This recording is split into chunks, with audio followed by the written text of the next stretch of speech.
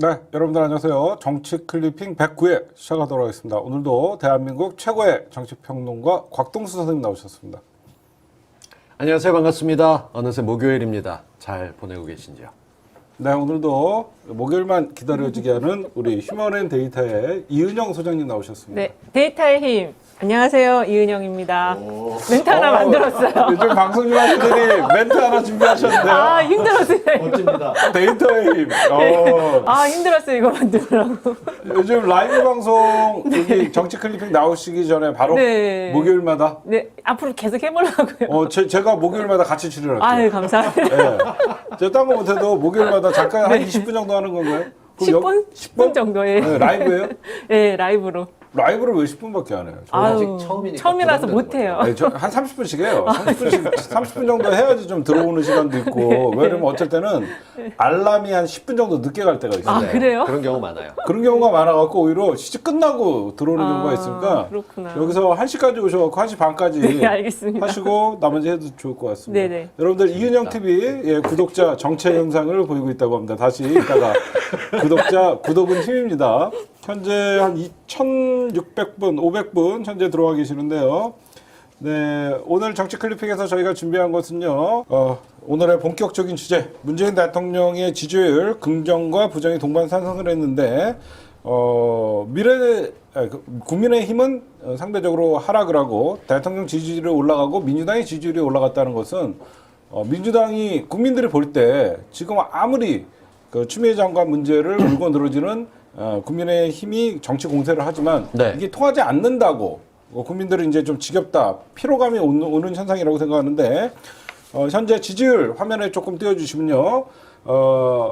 외구당 국민의힘 10주 만에 20%대로 하락을 했고요. 민주당은 35저쯤. 그다음에 열린민주당과 정의당이 5.7. 열린민주당이 상대적으로 조금 올라가고 있다라는 것은 정의당이 좀 빠지면서. 예, 왜 그러냐면 이거는 제가 볼 때는 현재 새로운 당대표 이낙연 총리의 어떤 강한 민주당의 표방을 못하다 보니까 좀 민주당에서 답답함을 느꼈던 사람들이 열린민주당의 최강욱 대표나 이런 분들은 굉장히 세신 분들이잖아요. 그럼요. 그리고 이쪽으로 좀 마음이 더 쏠리는. 그래서 앞으로 만약에 이낙연 대표가 좀 거대 정당 여당을 좀 힘있게 이끌지 못할 경우에는 반대로 열린민주당의 지지율이 올라갈 수 있는 가능성이 좀 많다고 보는데 여론조사의 우리 데이터. 네. 우리 데이터의 힘. 데이터의 힘. 이게 지금 TBS가 리얼미터에 의뢰해서 14일에서 16일 동안 조사한 결과이고요. 전 국민 1,512명 대상으로 조사를 했어요. 표본 오차는 95% 신뢰 수준에서 플러스 마이너스 2.5%포인트인데 지난 3주간 계속 지금 지지율 하락세가 있었는데 네. 일단 그게 멈췄고 아직은 근데 부정평가가 높긴 해요. 네. 하지만 당과 대통령 다 같이 지지율이 반등했다는 데 의미가 있고요. 일단 대통령 지지율이 0.8%포인트로 조금 미미하게 올랐지만 그래도 이제 그 하락세가 꺾였고요. 당은 2.3%포인트 올랐어요. 그래서 당이 좀 상대적으로 많이 올랐는데 이게 지금 추미애 정국이 거의 한 3주, 한 달 가까이 됐잖아요. 8.15랑 딱 맞춰서 같이 터진 그렇죠. 거예요. 예, 융단 폭격 하에서 계속 좀 갈피를 못 잡고 사람들이 아까도 말씀하셨지만 특히 이제 남자들 같은 경우 고연령과 저연령 사이에 최근 그 군대 문화 바뀐 거를 좀 잘 네. 몰라서 진짜 뭔가 휴가 때 특혜를 줬던 거 아니야 이런 흐름이 약간 있어서 이게 좀 그 여론이 갈피를 못 잡았었는데 이제 쭉 4주 가까이 지나면서 나오는 게 없으니까 시간이 이제, 지나고 나니까. 네, 이제 이게 이제 변화가 하는 거죠. 그리고 최근에 이제 민주당도 좀 그 의원들이 일부가 좀 나서서 이제 엄호도 하고 또 팩트도 계속 이야기를 해주다 보니까 이때 당에 대한 지지율도 조금 상승하면서 지지층이 다시 결집하는 흐름으로 나타나고 있는 것 같습니다. 이게 세부적으로 살펴보게 되면 네. 20대, 70대 이상이 같이 올랐습니다. 그러니까 그 전에대로 추미애 장관 건이 만약에 시끄러웠었다라고 얘기하고 그쪽에 비리가 있었다고 한다면 이들은 미디어를 보기도 하지만 또 찾아보는 적극적인 세력에서 경험치가 있기 때문에 20대 지지가 들어섰다는 건 확실하게 티가 나는 거고요. 부울경하고 광주 전라 지역에서 상승했고 대전, 세종, 충청 쪽 보수층에선 떨어졌다라고 얘기했는데 이게 미묘하지만 이 지지 기반을 갖고 있었던 대전, 충청 이쪽에서는 그 다르게 보면은 지금 그쪽에 세종시를 이끌고 있었던 당대표가 물러나면서 지지율이 조금 바뀐 것도 있습니다. 이해찬 대표 효과도 있는 거예요. 그리고 보수층에서는 어차피 지지율이 적었다고 했는데 지금 사실 눈여겨볼 것은 오른쪽은 오차 범위 내에서긴 하지만 분명히 2%대로 올랐는데 3%대가 빠지면서 30에서 20%대로 떨어진 국민의힘 완벽하게 침체되고 있다. 이 당은 30%를 못 넘어갔었던 게 많아요. 근데 그러다 어쩌다 넘어갔다 다시 원래 제자리로 돌아오는 중이라는 건 소위 김종인 효과가 끝났다라는 징조로 받아들여야 되는데 거기에 대해서는 미디어 언론사에서 거의 논평이 없습니다. 깜짝 상승 민주당 이렇게 하면서 민주당이 뭔가 올라간 것처럼 하지만 이거는 국민의힘당 대폭 하락 심각한 위기 오나 이런 헤드라인이 나가야 되는데 그게 아니죠. 없는 거예요. 역풍 맞은 국민의당. 맞습니다. 이렇게. 헤드라인이 그렇게 가도 되는 게 이게 29.9나 보통 심리적인 지지에서 29.5 정도까지 돼도 29.3까지 빠졌다는 거는 29%대가 다음 조사에서 밀릴 수 있다는 얘기입니다. 오늘 아침에 발표됐고 오늘 아침 메시지가 개인용 진단 키트서부터 뭐 다 무너졌다라고 얘기하는 게 야 뭐든 뉴스 터트려서 막아봐의 또 다른 타령이라고 보시면 됩니다. 어쨌든 이제 추미애 어떤 정치 공세는 이제 먹히지 않는 근데 좀 거다라고 더 좀 나올 볼 게 수 없다고 있는 것 같아요. 보니까 이건 좀 정치 공세였구나 이렇게 이제 다시 보게 되는 거죠. 또 뭘로 이제 검찰의 시간이다라고 하면서 이제 또 검찰 옹호하면서 공수처 갖고 이제 붙으려고 하는 그래서 권선동이 영입한 거거든요. 네. 전선을 따지다 보면 그래서 이번 주말이 불안한 거예요. 얘들이 또 뭔가 금요일, 토요일, 일요일 사이에 아시잖아요. 뭔가 하나 던져서 그걸 또 키울 거라고요. 근데 그렇게 키울 생각을 하고 있으니까 이번 국면 마무리되고 있는 거고 이게 9월 셋째 주 조사고 넷째 주, 다섯째 주 이렇게 넘어가게 되면 추석 시즌입니다. 이렇게 되면 또 민심이 바뀌거나 달라지거나 지금 더불어민주당 지지율과 대통령 국정수행이 올라간 것은 갑자기 국민들 보기에 8.15 이후에 늘어났어요. 그걸 어떤 국민들이 봤을 때는 이유야 국민의힘당과 사랑제일교회 때문이라고 하지만 그걸 못 막으면 이 정부 능력 없네라고 생각하는데 조사가 이루어지기 전까지 100명대로 줄어들었었습니다. 다시 좀 늘어나긴 하고 있지만 잡으려는 노력에서 역시 문재인 정부가 방역 잘한다 라는 얘기를 들었기 때문에 반영이 된 거죠. 추석을 앞두고 국민들 민심 되게 불안합니다. 못 가는 게 아니라 코로나 다시 커질까 봐 그리고 자영업하고 있는 자식들 도시에 사는 자식들 어떻게 될까 봐 농촌 지역에서 걱정이 많죠. 추석 전에 재난지원금 풀리면 올라요. 열심히 얘기했는데 참 느긋한 표정이 이럴 때 샘나 샘. 아니 그렇잖아요.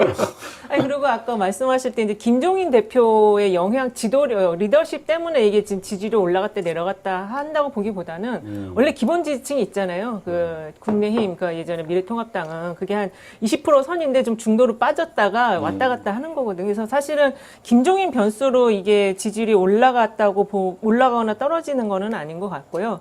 그리고 지금 이제 말씀하신 것처럼 방역을 또 2차 수도권 대확산 이후로 방역을 굉장히 잘했기 때문에 이제 그게 또 다시 축적이 돼서 상승하는 흐름도 있는 것 같아요.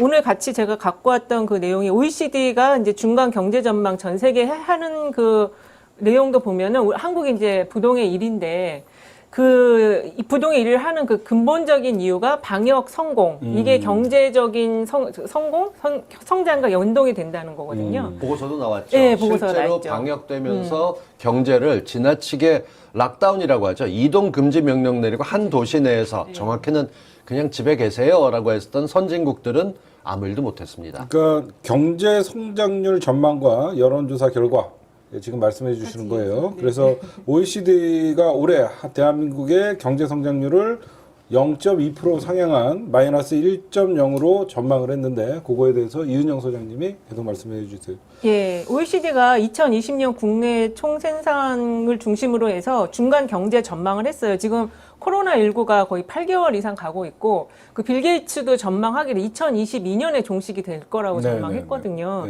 그래서 중간 전망을 했는데 일단 우리나라는 부동의 1위예요. 1% 상승할 것으로 1%만 위축될 것으로 전망을 했거든요. 그러니까 마이너스 1% 성장할 거다라는 건데 다른 미국이나 유럽 쪽은 더 훨씬 심각해요. 10% 20%막 기본이더라고요. 날아가는 게. 그나마 지금 이제 조금 그 8개월이 되다 보니까 다시 이제 국가 봉쇄 정치는 해제됐으니까 성장을 좀 할 것이다라는 전망 하에서 조금 긍정적인 평가가 나왔지만 그래도 미국 4% 감소, 유럽 8% 감소거든요.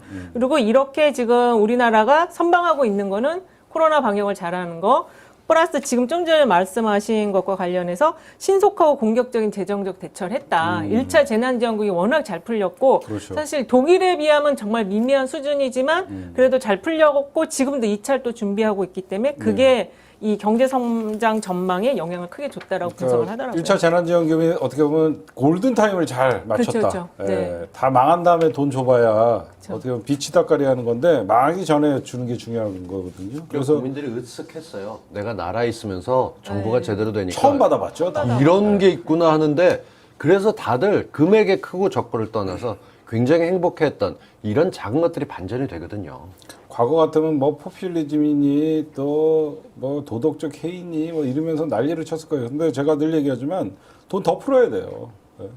돈 더 풀어갖고 대한민국 재정 건전성 괜찮아요. 60%까지는 제가 보면 안전하기 때문에 늘 얘기하지만 무슨 여기저기서 개인 대출을 해주고 뭐 그래갖고 또 뭐 이재명 지사 같은 경우에는 개인 1,000만 원씩 대출해줘도 나라 안 망한다. 대출은 어차피 갚을 거니까 대출 안 갚을 망하죠. 거고 네. 그 돈은 어디 가겠어요? 필요한 그러니까요. 거에서 다 쓰는 쓰잖아요. 거거든요. 근데 중요한 거는 그걸 갖고 또 모피아들이 응? 도덕적 해이가 일어날 수 있다. 제가 늘 얘기하지만요. 도덕적 해이는 개인한테 얘기하는 게 아닙니다. 개인들에게 도덕적 잣대를 드러대는 그게 바로 대한민국의 가장 경제를 말아먹는 우리나라의 모피아들이에요. 대한민국 기업이 망할 때는 수조 원을 갖다 때려박아도 도덕적 해이라는 얘기 안 합니다. 그게 도덕적 해이죠. 회장은 자기 재산 챙겨갖고 날르고 직원들은 갈기갈기 찢어지고 해고를 당하고 기업은 망하지만 오너는 산다는 게 잘못된 대한민국의 경제 관료들 그리고 그러니까 부자는 안 망해요. 우리나라 늘 보면 노동자들만 일자리 잃고 IMF 때 우리가 다 봤잖아요. 수조 원을 그런 데다가 쳐박으면서 무슨 국민들에게 도덕적 해이라는 얘기를 합니까? 그건 잘못됐다. 기업가들에게 들이댈 잣대를 국민에게 자꾸 들이댄다. 말씀드리고 싶고 어쨌든 우리나라 경제 전망치가 이렇게 좋게 나오는데 칭찬 안 해요. 칭찬 안 해요. 왜냐면 이제 솔직히 지금 이제 그 조사 결과들 보면 경제 전망 인식 조사는 상상 좋게는 안 나오거든요. 근데 지금 사실 현재 수준은 최악이에요. 좋아질 것이 10%고 나빠질 것이 64%를 보거든요. 네. 근데 경제 심리기 때문에 이거를 저렇게 지금 선방하고 있는 거에 대해서는 칭찬을 해주면서 수요를 진작시키는 그런 분위기 형성을 해줘야 되는데 경제의 정말 심리가. 안 해요. 우리가 경제 괜찮다 네. 그래야지 소비 심리가 살아나고 그렇죠. 그리고 좀 국민들이 좀 불안감이 안정감이 네, 그렇죠. 되는데 안정감을 갖게 해줘야 그러니까 되는데 정말 이런 말씀을 드리게 되는 게 박근혜 때는요.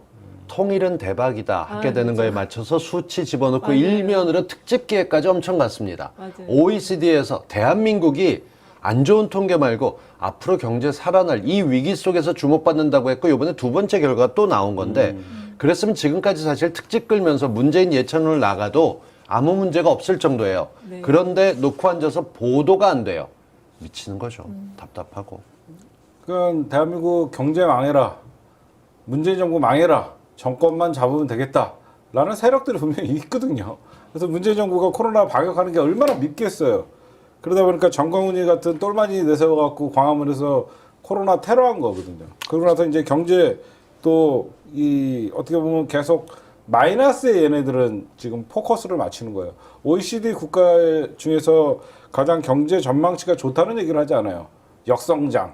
네, 해방 역사에- 이후에 마이너스 성장 처음이다. 이런 기사를 쓰는 아, 거죠. 그건 진짜 아니죠. 인간들이 아니죠. 정말 상황을 전혀 상관없이 나쁘게만 끌고 가면서 무능하다는 포커스를 맞춰놓고 그런 프레임으로 끌고 가려는 집단이 있다는 거 이게 언론이 지난 박근혜 이명박 이 시절에 교육을 받으면서 자기네들의 목숨이 달려있다고 생각하니까인데요. 이거 진짜 개편해야 되고 잘못된 것들 쓸어내야 됩니다. 정말 어떤 이런 우리라도 얘기해야죠. 그럼요. 우리라도 얘기하고 끝까지. 네, 어쨌든 우리 이윤정 소장님 준비하신 자료 뭐 또 말씀하실 거 있습니까? 그 준비한 자료는 그거 정도고요. 그 요새 이제 그 주식 관련한 그거 얘기 좀 투자들을 해주세요. 예, 주식을 굉장히 많이 하는데요. 그러니까 제가 좀 정리하면 지금 돈이 많이 풀렸어요 시장에. 그래갖고 뭐 부동산이나 주식이자 그러면서 동학 개미니 서학 개미니라고 하고 젊은 층들이 뭐 돈들을 주식시장이 과열되다 보니까 우리나라 그 코스피 지수가 사상 최대를 찍고 있고 코스닥도 900포인트 이상을 넘어가고 있고 하여튼 금융 쪽에 돈이 어떻게 보면 좋은 현상인 건 그럼요. 맞아요. 맞습니다. 예, 근데 그걸 부동산에 자꾸 돈이 갇혀 있는 맞아요. 것보다. 예. 근데 여기서 좀 문제가 되는 건 뭐냐면요. 신용을 많이 쓰더라고요. 굉장히 위험한 돈들이 있는데 우리 이은영 소장님께서 주식에 관해서 좀 말씀 좀 예, 해주시죠. 이게 지금 갤럽에서 조사한 건데 한 8월에 조사를 했었거든요. 여기 정기 조사 결과인데 이제 주식에 현재 투자를 하고 있냐? 그러니까 하고 있다는 응답은 전체가 21%, 하지 않는다가 80% 가까이 돼요. 네네. 근데 3, 40대는 한다가 29%, 31%, 그러니까 30% 정도가 하고 있다고 지금 응답을 하고 있거든요. 그리고 이익을 봤냐? 그랬더니 보통은 거의 역대 이제 이게 지표 문항이다 보니까 쭉 조사를 했는데 이익 봤다는 의견이 별로 많지가 않았어요. 근데 지금 2020년 8월에는 이익 봤다고 50%가 나왔어요. 그래서 사실은 지금 이 젊은 세대의 주식에 투자를 하는 거, 동학개미라고 표현하는 이 주식 투자 열풍을 비투라고 지금 얘기를 많이 하고 있는데, 이제 저희가 볼 때는 사실은 우리나라 그 자산의 구조가 부동산에 너무 집중이 잘못돼 있죠. 7대 3도 안 되죠. 7.5대 2.5 수준인데 이걸 우리는 이제 이쪽으로 주식과 기타 그 비부동산 자산으로 옮겨야 유동자산으로. 유동자산. 네, 예. 네. 그쪽으로 옮기려고 하는 게 우리 기본적인 흐름이었는데 젊은 세대가 지금 그런 방향으로 가고 있거든요. 그래서 이거는 제가 큰 틀에서 볼 때는 나쁜 흐름은 아닌 것 같고 요새 또 젊은 세대들은 공부를 많이 하더라고요. 그래서 우리나라 주식에만 투자를 하는 게 아니고 미국 주식도 공부하면서 투자를 뭐 하고 테슬라라든지 네. 뭐 엄청난 네. 그 2차 전지 분야나 그쵸. 자동차까지 막 다 관심이 그러니까 있더라고요. 거의 미래의 어떤 변화되는 트렌드를 읽으면서 투자를 하다 보니까 물론 그 안에도 뭐 안 좋은 주식도 있고 뭐 뻥튀기 된 주식도 있겠지만 그렇더라도 우리 젊은 세대가 이렇게 주식에 관심을 갖고 공부하면서 투자하는 거에 대해서는 조금 격려해 줄 필요가 있다는 생각이 들어요. 일단 초기엔 누구나 자본이 적습니다. 그거 네. 갖고 뭔가 투자할 수 있는 게 있는데 이 부동산의 지나친 쏠림 형상 같은 경우도 이게 조금씩 해소가 돼 나가는 과정에서 그럼 어디로 가라고 할 때 큰 폭의 엄청난 투자하지 않고 자기가 좋아하거나 오래 갖고 있어야 되는 주식들 갖고 있으면서 투자하겠다. 근데 뭔가 조금 더 적극적으로 하려는 사람들 가만히 있으면 왠지 도태되는 것 같은 사람들이 신용도 좀 얻어다가 이것도 샀다 팔았다 하긴 하는데 농구공 집어넣는 거 우리 총수님 농구 좋아하시면 농구공이 이렇게 올라가서 90도로 꺾여서 떨어질 수 있는 방법은 없잖아요. 무언가 좀 지나치기도 하고 좀 빠지기도 하고 포물선 그러듯이 왔다 갔다 하는 과정에서 지금 변화가 바람직하게 가고 있다는 통계를 보셔야 됩니다. 네. 뭘 욕심을 부리는 거 5, 60대는 욕심 부려도 20, 30대는 하면 안 되나? 할 수 있어요. 다만 위험하지 않게 주식 투자는 개인의 책임이기 때문에 이런 부분에 대해서는 끊임없이 얘기해야죠. 뭐 좋은 현상도 있는데 제가 보면 어떤 게 있냐. 젊은 층들이 주식시장에 많이 지금 투자를 하는 것은 상대적으로 부동산은 너무 고가예요. 어려우니까. 고가고 본인들이 갖고 있는 돈들이나 그런 거 뭔가 기회는 왔다고 생각하는 거죠. 어떤 뭐 주식이 그 처음에 코로나 터질 때는 막 10년 전에 가격으로 네. 막 떨어지니까 그래서 네. 많은 주변에서 이익 봤다는 사람들이 많았습니다.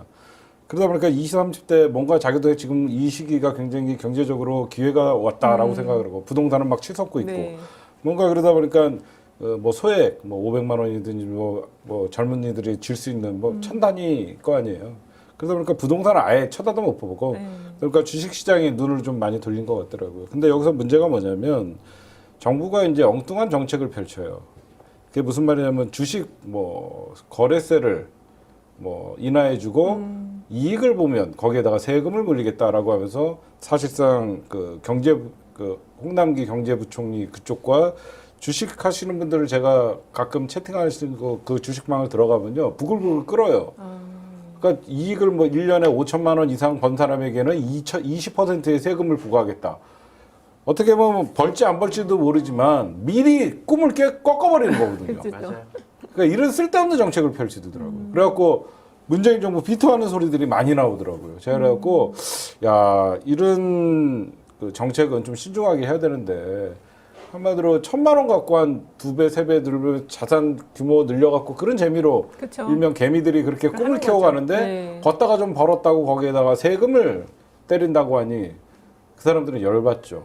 오히려 부동산 가격도 못 잡으면서 주식 가격 잡으려고 한다면서. 그래서 젊은이들의 분노가 조금 있더라고요. 이 투자를 처음 하시는 분들 같은 경우는 대부분 주식 투자에서 지금 기업들이 형편이 안 좋아서 주가가 많이 떨어졌다는 걸 압니다. 그러니까 이게 회복만 해도 그쵸. 그 차가 얼마 날 것이고 시중에 2, 3% 수익 올라가는 것보다 금액이 좀 있으면 괜찮겠다고 초기 투자로는 경제가 위기다 할 때 이게 위기고 끝났다 이런 모르겠지만 전 세계에서 주목하고 성장 가능성의 회복이 높은 상황이기 때문에 투자하는 것도 참 괜찮겠다라고 돌아서는 쪽들이 많습니다. 이들은 이 예전처럼 어떻게 단타 매매를 하는 쪽이 아니라 장기적으로 보면서 집어넣고 적금 붙듯이 자기 좋아하는 종목 천천히 살펴보는 새로운 투자 트렌드도 나타나기 때문에 이 젊은 층들도 좀 지켜보는 그런 게 필요하지 않을까. 그러니까 오늘의 핵심은 부동산의 어떤 움직이지 않는 돈 시장에 돈이 너무 많이 있다 보니까 경제가 안 돌아가는데 주식시장에 들어가면 돈이 들어오는 거니까. 그럼요. 네. 아무래도 좋은 효과가 있는데